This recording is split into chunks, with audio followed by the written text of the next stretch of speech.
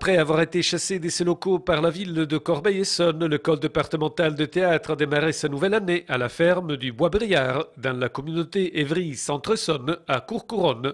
L'objectif est toujours d'offrir aux jeunes une accessibilité maximale. On ne peut pas venir en grande couronne en se disant on va faire des cours à 600 € par mois, comme les cours parisiens, très très chers.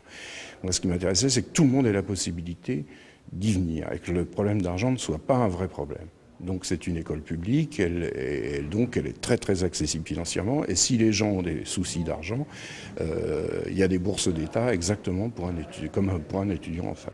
Et pour les candidats, il s'agit de commencer par le b.a.-ba. Et les gens qui viennent dans cette école-là sont issus de plein d'univers. Donc il y a des bacs +5, et puis il y a des gens qui n'ont pas fait d'études littéraires, etc. Donc l'idéal pour moi, c'est de mettre tout le monde sur un pied d'égalité sur leur risque dans le corps. Comme ça, il n'y a pas les savants qui savent et ceux qui ne savent pas. Tout le monde est à peu près sur un pied d'égalité sur qu'est-ce que je fais du corps, comment je le bouge. Alors il passe par du massage, par de la relaxation, par, on va dire, presque une régression, c'est-à-dire devenir le bébé qu'on a été, qui a appris à manger, à regarder, à reconnaître sa mère, à reconnaître les couleurs, les sons, etc. Une pédagogie bien rodée avec de nombreux outils pour les élèves de première année.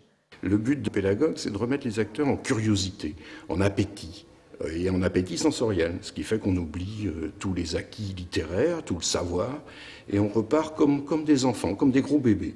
Et donc voilà, là pour l'instant ils sont dans des contractions, ça permet d'écouter, ça permet de voir, ça permet de redécouvrir le voisin qui n'est pas pareil, qui est différent.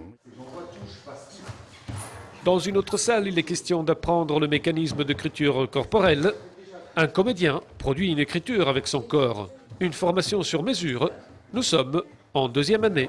Le sens du corps est moins sur la relaxation ou la disponibilité ou la redécouverte, mais il est déjà sur un travail. Là, il travaille sur le masque de comédien.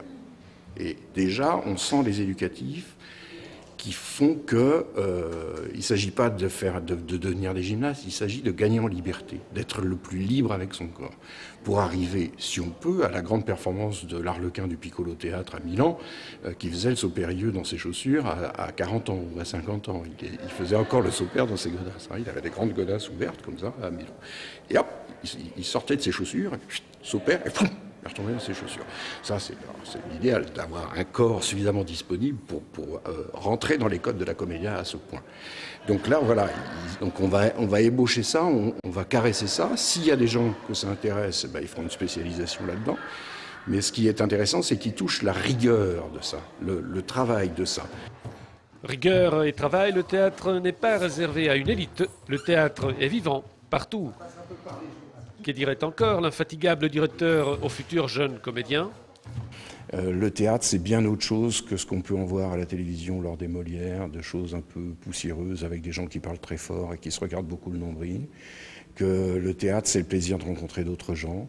Que le théâtre, c'est du champagne, que c'est le plaisir des mots, que c'est le plaisir de grandir dans sa vie d'homme ou de femme, que c'est la lutte permanente et quotidienne contre l'ânerie, contre l'animalité la plus bestiale, contre la violence, contre l'intolérance, que le théâtre, voilà, ça existe depuis les Grecs, depuis même avant les Grecs. Tous les rituels qu'on a pu inventer, comme ça, que l'homme a pu inventer pour montrer qu'il était homme et qu'il n'était plus simplement, qu'il marchait plus à quatre pattes et qu'il n'avait plus une queue. Et ben voilà, c'est ça le théâtre. Donc il n'y a pas besoin d'être savant, il n'y a pas besoin d'être prétentieux, il n'y a pas besoin d'être un grand intellectuel. Tout le monde peut faire du théâtre et c'est un grand plaisir social aussi.